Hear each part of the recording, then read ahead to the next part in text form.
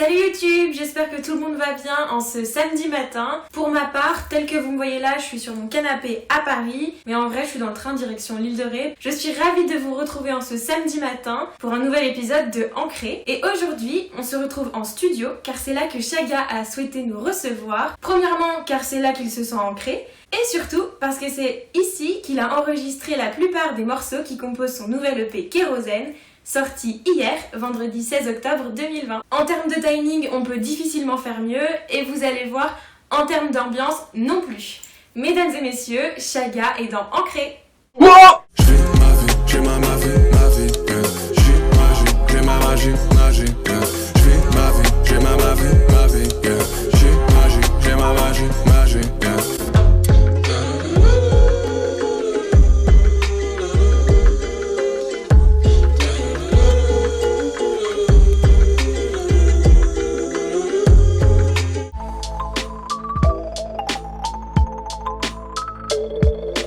Hello tout le monde, je suis ravie de vous retrouver pour un nouvel épisode de Ancré et on se retrouve aujourd'hui avec Chaga. Salut. Hello.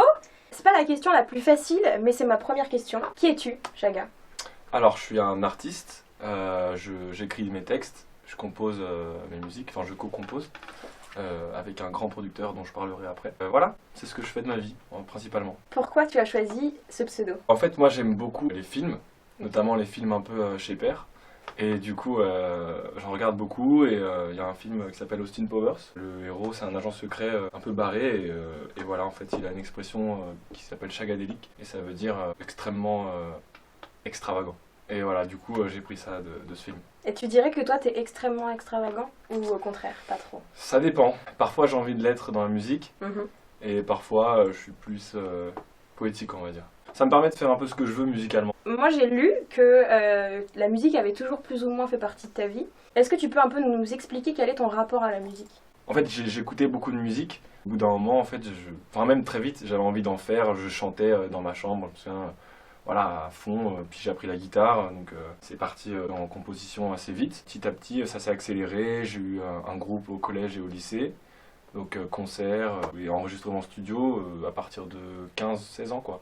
Ah ouais, donc, voilà. Ouais, t'as commencé tôt. Ouais. Et t'es rentré, ton groupe c'était direct un groupe de rap ou t'es rentré autrement dans la musique? Non, du coup c'était un groupe de rock, donc on faisait du rock mais à la fois pop et funk sur certains points. Ok. C'est déjà assez hybride comme musique, on va dire. C'est marrant que voilà. tu utilises ce terme musique hybride, c'est comme ça que tu te définirais toi? Ouais, je pense, ouais. Moi j'ai une base rap avec plein d'influences, donc mes influences du passé, on va dire, genre le rock. Ouais, hybride c'est un bon mot, je pense. Ouais. Et tu penses que la musique aujourd'hui c'est ça, c'est des influences diverses, sans jamais rentrer dans des cases vraiment? Bah, il y a de tout un peu. Moi je trouve qu'aujourd'hui dans le rap, on retrouve vachement de codes classiques du rap, mais il y a aussi ce côté hybride, ouais, où les styles s'entrecoupent. Donc moi je fais plus partie de cette vibe-là. On a trop de chance, tu as sorti hier, donc le 16 octobre, ton deuxième EP, je me trompe pas, hein, c'est ton deuxième EP. Ouais. Il s'appelle Kérosène. Ouais. Est-ce que tu peux nous en parler un peu? Carrément. Et ben Kérosène, c'est 5 titres puissants. J'avais envie d'envoyer vraiment de la force musicalement parlant dans ce EP-là. Okay. Et Kérosène, ça parle du fait que j'ai envie de percer dans la musique, clairement, et que j'ai envie de m'éloigner des sentiers battus. Enfin, en gros, voilà, je refuse une vie dans un bureau à me faire chier de 8h à 18h. Je préfère être à Montreuil avec mon pote Johan qui fait mes instrus. C'est la vie que je veux mener, quoi. Ouais. C'est ce que j'avais toujours senti depuis que je suis petit, mais là, ces derniers temps, c'est beaucoup plus présent et je suis complètement sûr de ce que j'ai envie de faire. Kérosène, on met les gaz, quoi. On y va, let's go. Tu disais tout à l'heure, donc Chaga, ça venait de chagadélique, etc. T'aimes bien quand même les titres qui disent vite ce que tu ressens, quoi. Franchement, ouais, carrément. En vrai, j'ai pas fait exprès. C'est-à-dire que Kérosène, ça vient de... On avait fait un son, ça fait maintenant 1 an et demi qu'on a fait le titre qui s'appelle Kérosène. Et je l'ai fait très instinctivement, ce son. C'est-à-dire que voilà, pour moi, c'était un moment dans le son, je dis le mot Kérosène. Et après, c'était le mot principal du son, en fait. Je me suis dit, il faut que ce soit le titre du morceau. Clairement. Et après, en construisant un peu d'autres titres, etc., je me suis dit, mais ça représente trop bien mon état d'esprit en ce moment, il faut que ce soit le titre du projet, quoi. Ouais, ça porte... Et j'aime bien, oui, quand c'est évocateur, quoi. Au moins, tu peux le lire assez rapidement, tu peux comprendre le sens, quoi. Donc, ouais. Et justement, je rebondis là-dessus, ton premier EP, il s'appelait Eros. Ouais. très évocateur ouais, aussi. C'est clair. C'était important pour toi, moi j'ai trouvé que c'était un pari pour un jeune rappeur et tout, c'est hyper risqué comme pari, et en même temps, quand t'es un peu curieux, tu t'es dit genre, ah ouais, le mec l'a fait, tu vois. Donc t'avais envie à ce moment-là de tisser un lien entre le rap et les sentiments. L'amour, c'est une thématique qui revient souvent dans mes textes de manière générale. Et il se trouve qu'en plus, à cette période-là, je parlais beaucoup de ça. Donc forcément, quand j'ai voulu faire un projet, je me suis dit, j'ai envie de compiler vraiment les textes qui ont un rapport entre eux. Ouais. Parce que moi, c'est ce que j'aime dans un projet, c'est quand il y a un bon fil directeur. J'ai pas réfléchi en me disant, bon, c'est mon premier projet, est-ce que j'arrive vraiment avec que des sons de love et tout. Je préfère avoir un projet cohérent, plutôt que de me dire, est-ce que c'est intelligent de commencer avec ça? Est-ce que je vais pas me faire catégoriser dans une image de lover? C'est pas grave. Enfin. Tout à l'heure, tu as utilisé un terme, alors je reviens un peu dessus. Tu parlais de vie de bureau et tout, ça me fait rire parce que le 1er octobre dernier, tu as sorti un clip dans lequel on te voit en chemise et tout. Donc vraiment, ça, c'est la vie que tu exècres, quoi. T'as pas du tout envie de ça. Grave. Comme ça, c'est le dernier son de l'EP, c'est le son le plus organique, on va dire, du projet. Et du coup, dans le clip, on me voit en tenue de bureau, je me fais chier, je me fais vicose par mes collègues et tout. Et puis au bout d'un moment, je me casse, on me voit rentrer chez moi un peu déprimé et tout. Et, avec ton petit sac à dos. Avec mon petit sac à dos comme un malheureux. Et au final, je me casse en voiture et j'arrive dans des endroits beaucoup plus naturels où là, je respire, quoi. Ouais.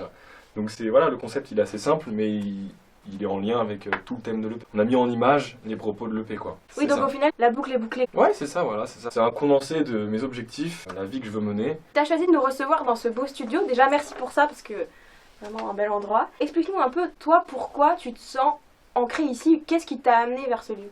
Bah, très simplement, c'est l'endroit où je bosse la musique. C'est vraiment, principalement, il y a ma chambre et ici. Très bien. Donc là, on est chez Johan, mon producteur. Okay.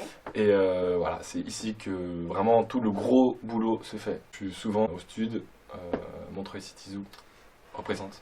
Et voilà, avec Johan, on cuisine cette shit voilà, avec amour et volupté. Voilà. Et sensualité et désir. Voilà. Eros, on y revient. Voilà. Le mec boucle les boucles tout le temps, quoi. Toujours, c'est un toujours. truc de ouf. Je voulais te demander aussi, parce que je suppose que ton ancrage principal dans la musique, il est ici et utilisé dans ta chambre. Mais toi, dans la vie perso, ton ancrage, il est où? Mon ancrage? Qui suis-je dans ce monde? Non, mais ça peut être... C'est pas forcément un lieu, tu vois. Il y a plein de gens qui me disent ma mère, ma meuf. Ah, j'aime pas trop ma mère. Non, j'ai une blague. Pas trop.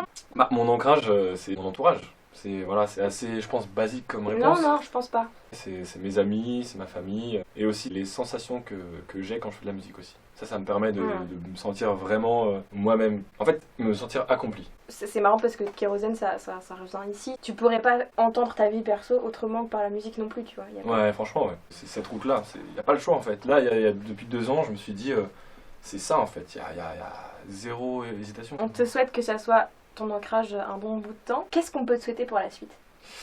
Eh ben, que j'aille au bout de mes envies, toujours essayer de me surpasser, de me remettre en question et de travailler, voilà, de toujours travailler et pour atteindre des sommets que je me suis fixés. Et puis après, Inch'Allah, ça vous plaît, voilà, salut.